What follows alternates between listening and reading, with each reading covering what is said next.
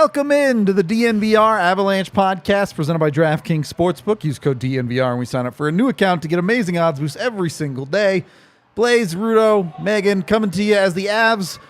A disappointing loss to the Vancouver Canucks 4-3 at the end of the night. We all should have just stayed in bed and never thought about this game ever again. Obviously not great. Probably more concerning than the loss was the injury to Evan Rodrigues. We will get into all of it in a little bit after Meghan does a 60-second rundown for us. It's not going to be my greatest work because I'm going to just read directly off my phone. I normally do that, but I'm ready. All right, 3, 2, 1. All right, 21 seconds in, a failed clear behind the net led to a goal against. Vancouver got on the board first. Evan Rodrigues left the period and didn't return after a weird collision in his knee.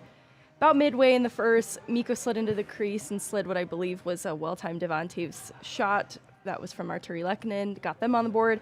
As that period wrapped, JT Compher made a sprawling effort to settle the puck and direct it to Rantanen at the right circle, and so Colorado was up 2-1 going into the second.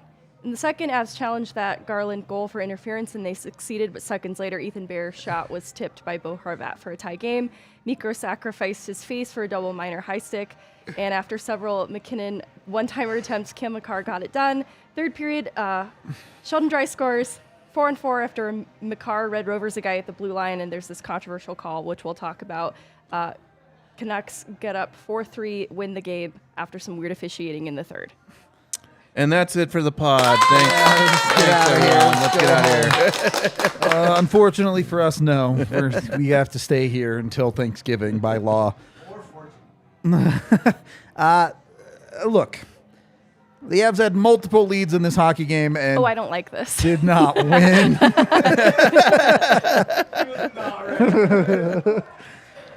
It's a little bit disappointing for sure. Yes, there are certainly extenuating circumstances. Evan Rodrigues genuinely hurt, missing Mikko for parts of the game. We saw multiple other players get banged up across the course of this game, whether it be Makar or Compher. Not great. And we'll get into all of that. But one loss isn't that big of a deal compared to the potential of losing Evan Rodrigues for a significant amount of time. We don't have any details on the injury other than he just didn't return tonight. You know how it's going to go. Bednar's going to say he hasn't talked to the trainers yet. So we won't really know possibly until Friday, and they're away. So someone will ask Bednar, I'm sure, and we probably won't have a ton of details. But safe to say when it happened, it did not look good. I mean, especially when no one's touching the player and they go down in a heap. It's never a good sign because that's something snapping. Hopefully not, but yeah. It's definitely scary looking. I'll put it that way. Yeah. Obviously hoping for the best there. Maybe it was just something weird and he'll be back Friday. We don't know.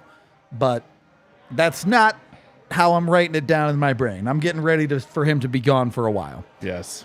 And that's bad. The Avs are down to 3 actual top 6 forwards at that point if Erod does miss significant time, being McKinnon, Rantanen, who now has a broken nose, and Lehkonen. So it's not getting any easier. That is for sure.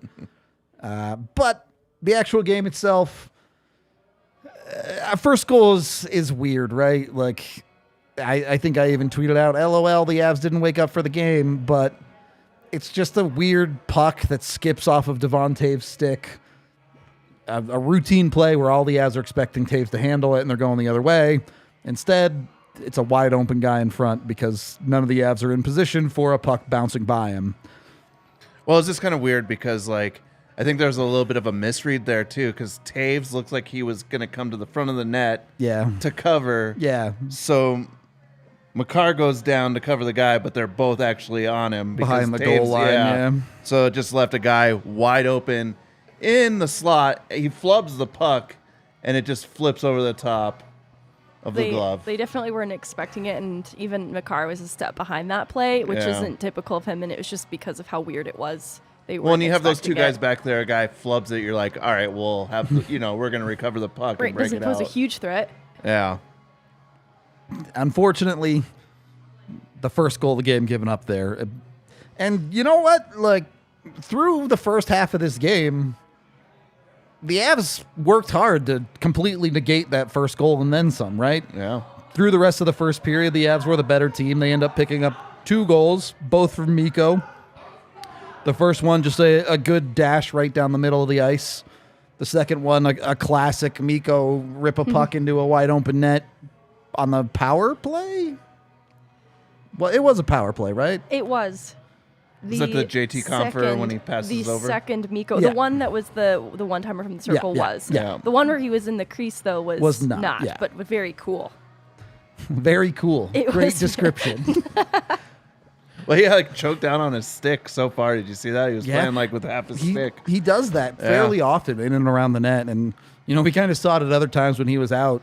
They had Newhook trying to play that side of the goal spot, and it's like, nah, dog. Yeah, Mikko, floor hockey champion. He does have some of those floorball moves. You're not wrong. And look, when you're looking at this game, if you're asking the Avs top dogs to show up, they absolutely did. Yep. They gave you 3 goals tonight.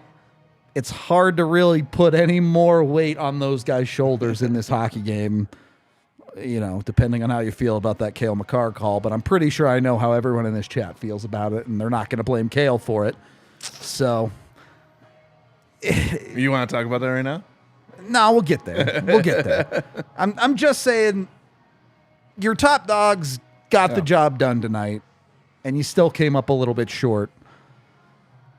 Is some of that exhausted legs from losing guys? Probably. Is some of that you're icing half an AHL roster? Probably. That you don't trust completely, so Yeah. you're leaning on the other 3 lines to really do heavy lifting. Yeah. Completely. So I'm just trying to say, look, yeah, it's a disappointing loss, but there's some context here that you have to understand where it's like, well, you know, it's kind of surprising the Avs haven't had more losses like this with this roster, really. I'm not upset with this loss. It didn't feel like the Avs played badly either. They were just fighting themselves, trying to avoid further injury, and that felt like the greatest concern. Yep. They didn't avoid injury, though. They did not. They did not get out of this one. Get one back, subtract one off. Right. You know, what are you going to do? Pretty sure Bednar got hurt. I'm just That would just be par for the course, wouldn't it? I mean, if you look at the track record, though, of what's gone on in the last, let's say 10 games, it's been real positive, right? Like, they're going to have a game where the puck luck's just not in their favor, right? Yep. You stole one from Carolina that you shouldn't have won, and then, you know, you give it back to the universe right here. In some ways, yeah. In other ways, you know, the Avs did have 2 proper leads in this game. Yeah. And gave both of them away. They also had chances to put it Extend further the away. leads, right. And they just missed wide open nets. You can't do that. Looking at you, Devon. And Spencer Martin made some timely saves. He did. So He did. Yeah. it was a combination of bad luck with the puck. It certainly didn't work out. You would have liked to see the Avs, I think, more than hold the leads, like you were saying, Blaise. You'd have liked to see the Avs extend that leads, bury this team. It's not like they didn't have opportunities to do so. They didn't.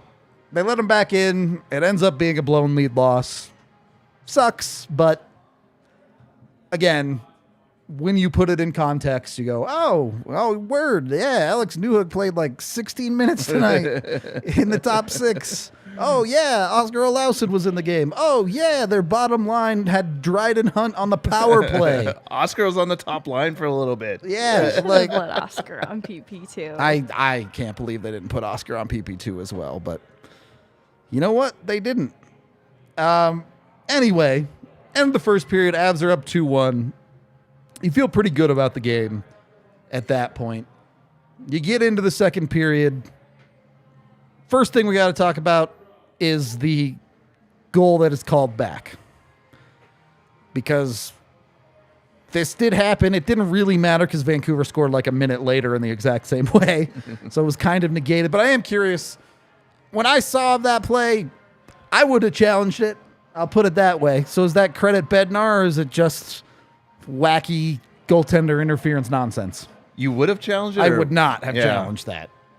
It felt like Bednar doing right by Francouz, too. It was kind of upon his insistence and like, all right, I'm throwing it to the goaltender. I'm going to do right by him and trust that he's adamant this needs to be reviewed. It felt like it was at Francouz's discretion because from where we're sitting, it didn't seem like it warranted it to be reviewed, but I guess you want to do right by your goalie, too. I always just look at it like if you reverse that role, right, and it's against the Avs, like would you be super upset if that goal got called back? Absolutely on that one. Absolutely. It was weird. I mean, it wasn't like Frankie got ran into. Like he was in the crease, so you have that.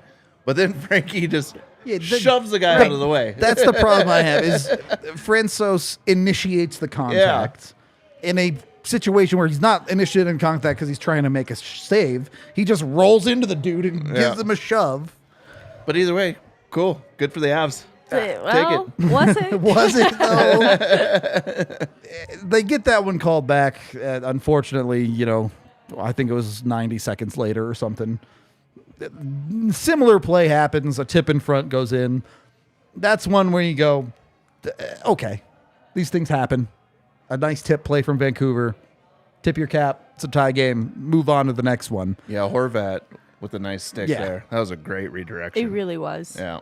So that's the one goal I'm looking at in this game going like, there's other good hockey players out there, Hard to fault anyone on the Avs really for that one.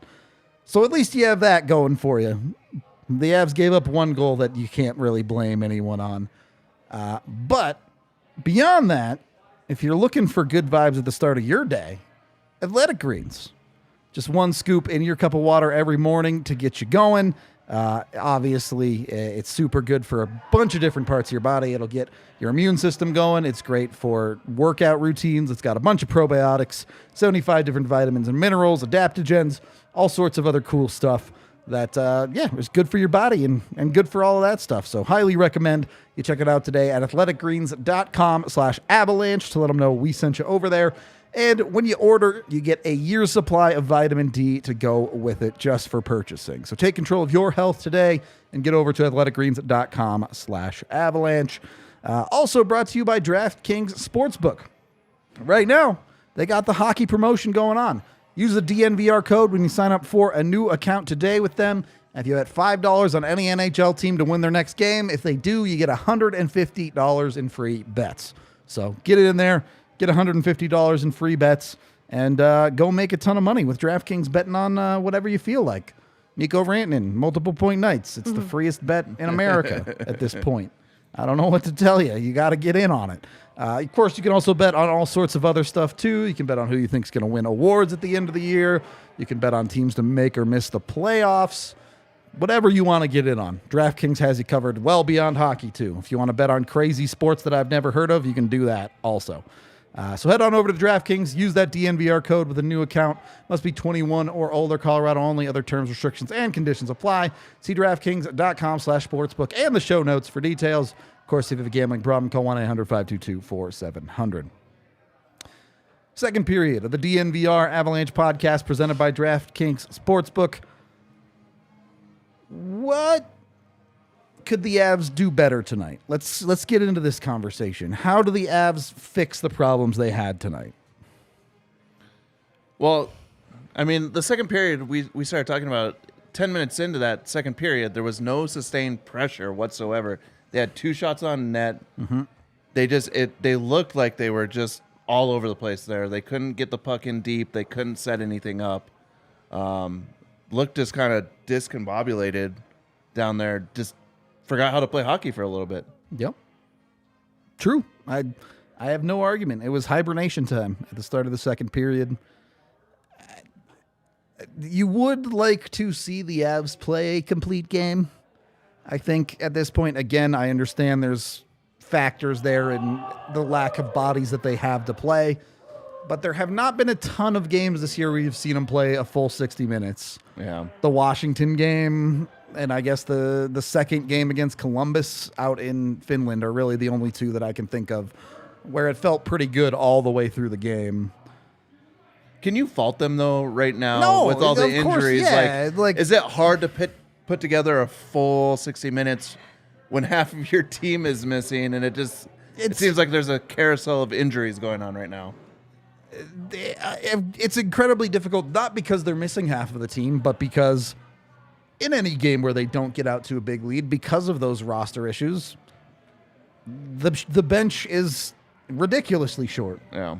And not just for the forwards, but the defensemen too, right? Like, Yeah. you're not seeing a bottom pairing really even touch the ice in certainly tied situations and even in 1-goal game situations. They just aren't using those guys very, very much. So I get it. That's a problem that's hard to get around, but how can the Avs figure it out, Megan? I know it's our job to offer some kind of analysis, even if we can all agree that the circumstances that made things difficult for them tonight were in ways out of their control, with such a thinned out lineup, getting even thinner with guys going in and out, getting stitched up, losing Rodrigues. Like, those are very real things that are hard to overcome. So it's hard to be very critical of them, because I even felt like you point to other parts of the lineup, like, okay, next man up, right? I still thought a guy like JT Compher had a good night. I guess the other area you're looking to then is someone like Dryden Hunt, who does need to justify the waiver claim just a little bit while he's here. Because I'm not even looking that critically at someone like Jason Megna. He's not even going to be on the ice enough to really have an impact. Similar for Dryden Hunt, though, but you'd like to see that change, right? That they make themselves indispensable and warrant getting a little bit more time on ice so it is better distributed. So I guess kind of touching on what you were talking about, how we've seen the Avs apply pressure as needed. In seeing that weird goal in the first period, I think that's when they needed to take mental note that this is going to be the period that they need to apply pressure, as well as the second, because they let something kind of weird happen 21 seconds into the first.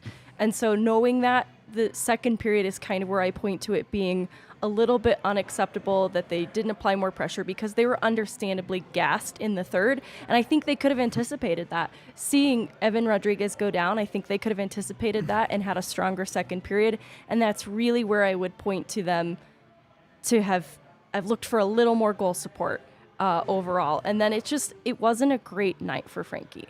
It was Truth not. be told. Like, It wasn't. this isn't to come down hard on Frankie, the goaltender, as a whole. It just wasn't the best showing either, and this combination of things made it a little challenging for the Avs to combat. Well, especially like looking at that, right? Like, you're going into the weekend where you have a back-to-back. You're hoping you're playing Frankie tonight because you're playing a team that hasn't been good, right? You're hoping that he does what he's been doing. Like, you look at what his record has been. He's been great. Right, so you're like, okay, we'll play him tonight. You know, you get a rest for your starting goaltender, and then you know that Frankie's going to play one of those back-to-back games, either the first one or the second one. Yeah. Now you're kind of running into this, well, who are we going to start and where are we going to start now? Because you're kind of looking at this as your win going into a weekend where you think you're going to lose at least one of those games. It was an interesting choice. I like Georgiev because of the shootout, I'm sure, and how close it is to the proximity of this game was maybe some reason why Frankie started this game. But because of the matinee and then Saturday back at home, I really thought it was going to be Georgiev tonight, Frankie Friday, Georgiev again Saturday. It is kind of a weird order, and now it poses a weird question of who is going to be starting Friday, Saturday. Yeah. It will be a curious one, especially with Dallas again on Saturday. And look, was Frankie horrible tonight? No. But he did post an 840. He got beat by Spencer Martin, who before tonight was a sub-900 goaltender so far like this season. Yeah. It's particularly the last goal. I think that's the one you kind of need him to stop. But we'll get there in a second. Because the Avs do take a 3-2 lead back in this game. And can we all just... Everyone sees it, right? It's time for Cale Makar to be the shooter on the power play. Like, McKinnon tried what felt like 15 times tonight, and it just couldn't get it to work. And they switch him with Makar once, and the puck's in the back of the net. Immediately in the back of the net. Like, Well, that's the thing, right? Was that the 4-minute power play that we're talking it about was, there? yeah. McKinnon has 3 cracks at it. Yep. And then they finally switch to where Makar becomes the guy on the half boards there. 1 shot, 1 kill. Yep. Look, we've talked about this personally a lot at the bar. AJ was tweeting about it tonight. Makar and Mikko should be your shooters on the power play before McKinnon. They just should be. It's the proof is in the pudding tonight. Not that McKinnon isn't an unbelievable player. Not that you don't want McKinnon to shoot. It's fine as McKinnon shoots as our camera dies. It's fine if McKinnon is shooting, but you want McKinnon to shoot in spots where he succeeds. Those being wrist shots, snapshot style opportunities.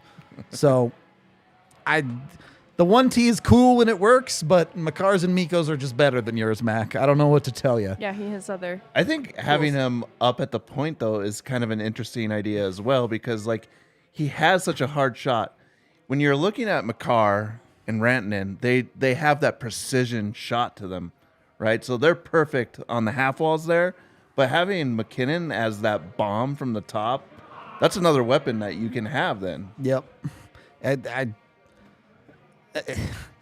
Look, I'll take anything different right now because we've established the McKinnon one-timer just isn't consistent enough. Well, you just look at what else is working right now, and it's like you got to play the hot hand. Agree. He gets one-timer per power play, and then he has to switch it If up. it's popping, you run it. If it's not, popping, then you... Okay. We're all in agreement then. Hopefully Jared Bednar's watching the show. And it's like, okay. We'll go with that. Also, Bedsy, Oluasson on PP2. It's right there. Yeah, come on. Dryden Hunt over that dude on PP2? What are we doing? What are we doing, Jared? Since we walked into that room, Oluasson existed tonight. It was tough. You know, you knew he was going to be sheltered, and then he was extra sheltered because of the injuries.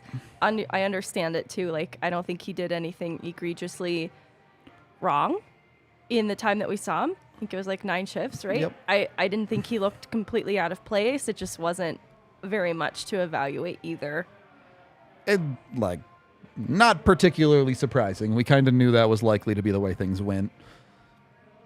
It's cool that he got his first game. The reality of that guy in the lineup is your body is lukewarm. Come on down. Play a couple minutes of hockey for us. Well, it's good that those guys are getting the opportunity now. Like, right? Like, this seems like the right time to do it. You had some injuries. For sure. You're playing a team that you feel like you're going to beat, even though that wasn't the outcome. Seems like a safe space to kind of bring them into this. Yeah, look, with the injuries the way they are, roll whoever. If they want to play Oluasson 15 minutes a night, fine. They just got to get through it until some of these dudes start getting healthy. Yeah, I really wouldn't hate that. Me either. Live and die by it'd that. It'd be fun or like terribly depressing. Like you're either enjoying a close game with the kids playing or you're getting blown out probably. So, but at least it'd be different. With that being said, the Cale Makar goal gets him up 3-2. I've spent the last 5 games, just every game, being like, I don't think you guys understand. Cale Makar is insane. I can't keep doing that. But it's just a blessing to watch that guy every single night. He's ridiculous. Unfortunately, the Avs just did not close well in the third period at all. You go into the third period with a lead and you lose the game. Yeah. I don't care what your roster is. I don't care what the situation is. It's a game you probably should have won. And they didn't. So you needed better in the third period. Yeah, there was some weirdness, but I don't know. Just frustrating is the way that I would put it. Obviously. Well, and they had their opportunities in the third, too, agreed. right? Like, going back to Cale Makar. What a move at the blue line. Yep. Makes an ungodly pass through the whole zone to the other side of the net where Taves has come down and he just kind of puts it on the ice thinking that he's going to have a free shot. He just needed to raise that puck. You have another goal right there. They had opportunities in the third. They just didn't execute and score on those. And, Megan, you said it at the start of the show. Puck luck was tough tonight. The game-tying goal in the third period is what really should have been a good defensive play by Logan O'Connor. Yeah, he tried to break it up with his stick, and it just goes to the net front instead, where Sheldon Dries is parked up there. Yep. And catches Frankie moving across with the pass. He sticks out and makes the initial stop with a pad save, but again, yeah, as Blaise is so ready to point out, the Avs not defending the front of their net particularly well there. I mean, this is something that you see every now and then from them. Occasionally. Usually it works out because you have the skill level of the defenseman out down there and your centerman. They all can move so fast that you're not really worried about it because it's just this like overpowering along the board so that puck never comes out. But when it does, it's a free shot for the other team. Yep. And it came right to Dries there. Dries finished nicely with, I forget which defenseman it was that couldn't get back into the play. Yeah. And yeah, like, you know, you're not asking your defenseman to be ready for a weird bounce like that. Right. No. But also not a great look when there's a dude with a 5-foot bubble around him standing in front of your goalie, you know? So it's a system, though. It's the Avs system. You kind of live and die with it. Like, it just happens. It does. And you live with a tough puck luck there, but from that point on, you have to find a way to be one goal better, and the Avs found a way to be one goal worse. Yeah. I'll open the floor to you guys on the penalty. The Avs are on a power play. The Cale Makar gets called for interference. A call we've seen before this year, I will say that. But what did you guys think? Is that a reasonable penalty, or are we doing nonsense here? The reason I'm struggling is because it was called as recently as the Carolina game.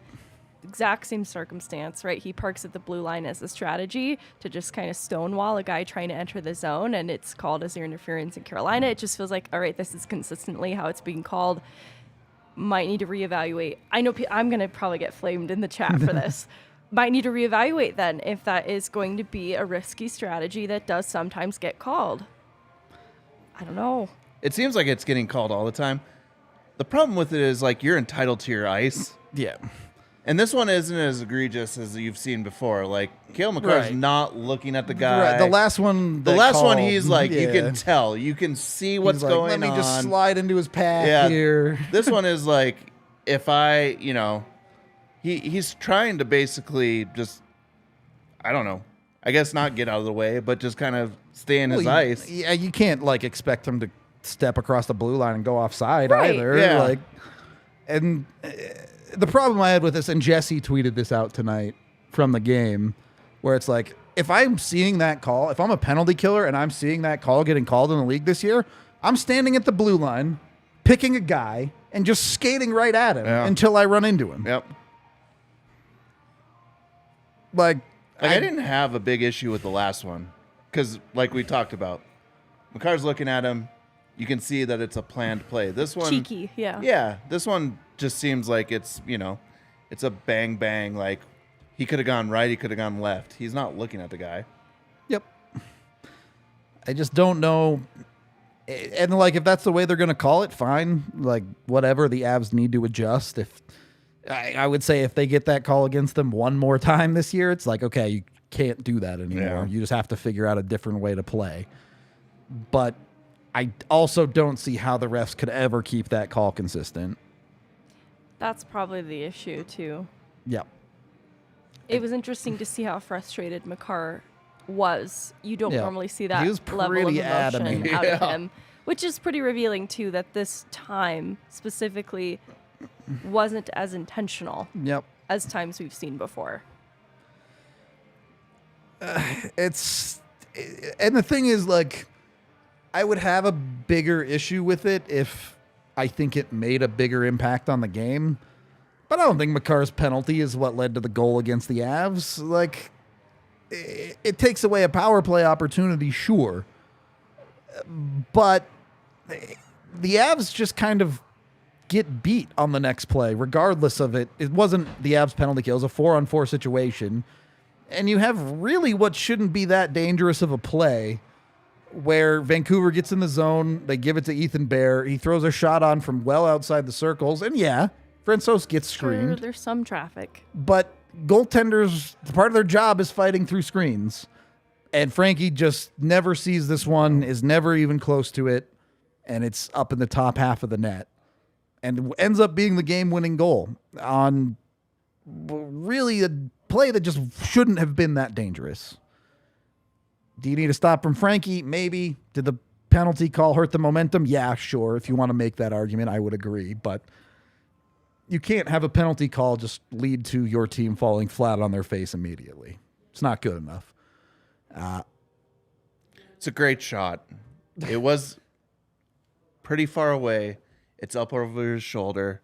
Frankie's a smaller goaltender. It's a great shot. I don't know if I'd say great, but It was a great shot. It was Great very placement. good. It wasn't fast. It was precise. I have nothing to say to that. Nothing to add. We are brought to you by Breckenridge Brewery, the official beer of DNVR. Go get yourself some. Maybe you'll have it during your Thanksgiving meal, or maybe you're beer basting your turkey with it. Who knows? You can check them out at breckbrew.com. Find them at your local liquor store with the Breck Beer Locator online. Use that. They also have a bunch of awesome merch at Breck Brew, so check that stuff out. A lot of people really, really love their hats. Third period of the DNVR Avalanche podcast presented by DraftKings Sportsbook. We talked about a lot of the negatives.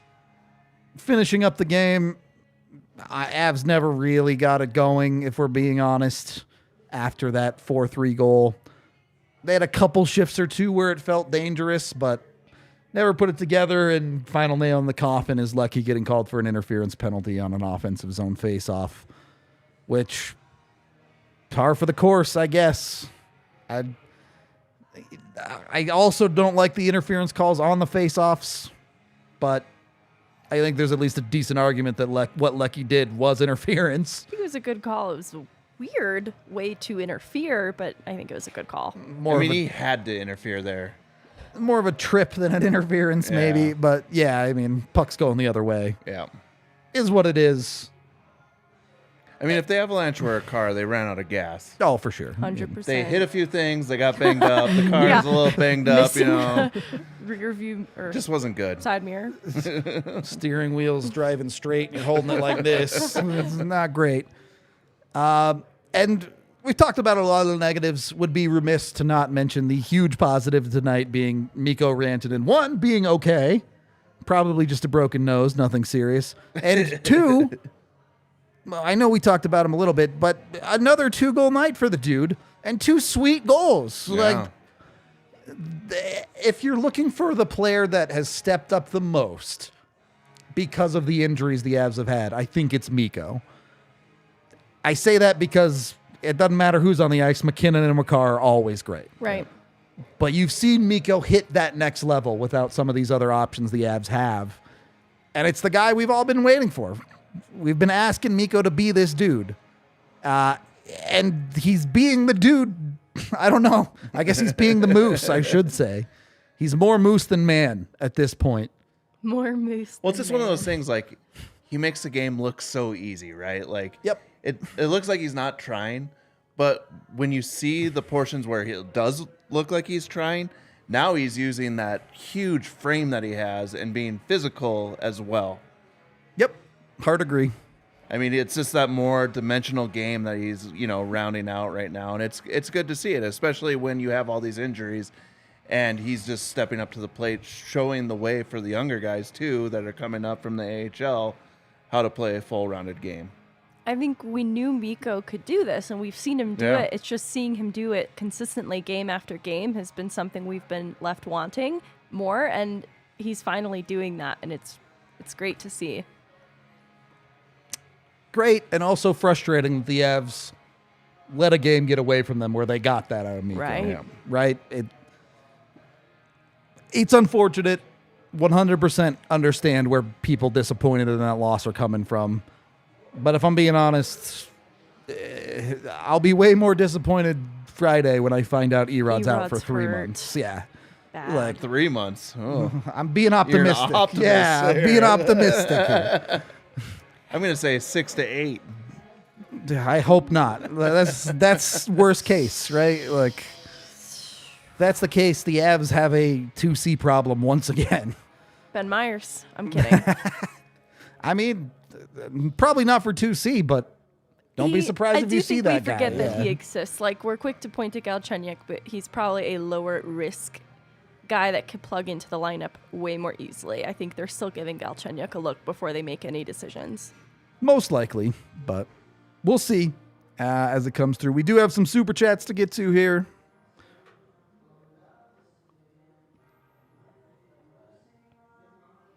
Okay. Suppose I don't know how many dollars is that from Charles. Oh, I see. Okay, he gave $20. Understood. Thank you very much, Charles. Supposed to be with the super chat, first time in the arena tonight. Vibes were off. The wave during a PK. Had a feeling after the first few minutes it might be a weird one. We talk about this a lot, but I don't care about the wave. If paying fans want to do the wave, let them do the wave. It doesn't affect the game. I mean, he's got a good point, though. Like, during the PK, it's kind of a weird time to be doing a wave. It's a weird time to do the wave. Were the fans having fun doing it? Sure. Then let them do it. All right. Second king of the game to whoever threw the candy onto the ice. Nope. To give them kidding. Opposite. The opposite of king of the game for that person. Please don't throw things on the ice. I'm not New encouraging Jersey. that. I'm not. And if I'm so sorry. like, it's just don't be that person, okay? Nobody wants you here. If you're like, yeah, throw stuff on the ice. No, go away. Get out of here. Weasels. $20 from Banks. Avs injury fund. Yeah. Not Kale interference. Also said I lost $70 on the Avs tonight, but still got to show love to my fave Avs guys. Appreciate you, Banks. Yeah, I don't know. That was a tough look on betting tonight with some of those calls. Yeah. I don't know what to tell you. The amazing Drew with another $50. He's an absolute madman.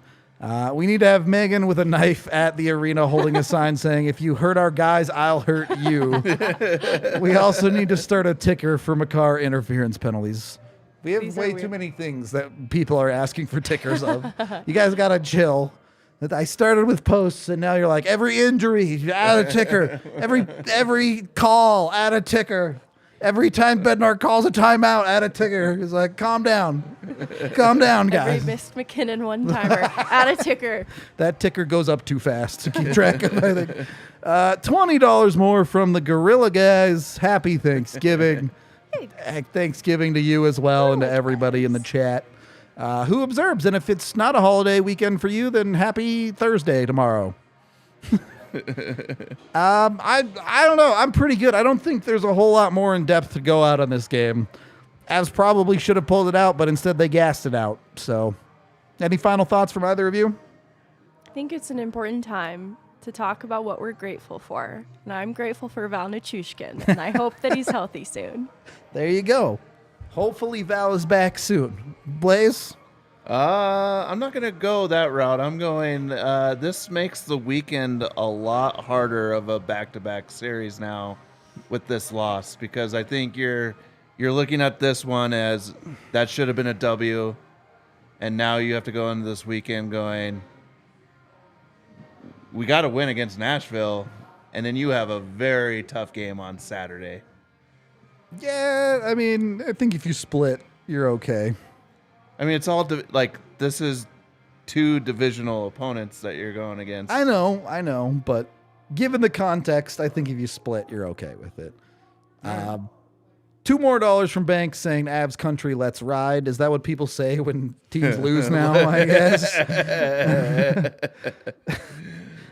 Anyway, I'm thankful for all of you, chat. We appreciate y'all so much supporting us, coming out, showing out, even though it's 11:40 on a Wednesday, and this hockey game is the day before Thanksgiving. Yeah, ridiculous scheduling, and then they're gonna make you get up at noon the day after Thanksgiving to watch an Avs game. That's scheduled during the USA soccer game. Yeah, not thankful for the NHL scheduler, that's for sure. Thankful for you though, Avs chat. We're gonna get out of here for the night. Keep it brief. We appreciate all of y'all. As our camera does, you know what? Perfect. Just send us. Let's get out of here.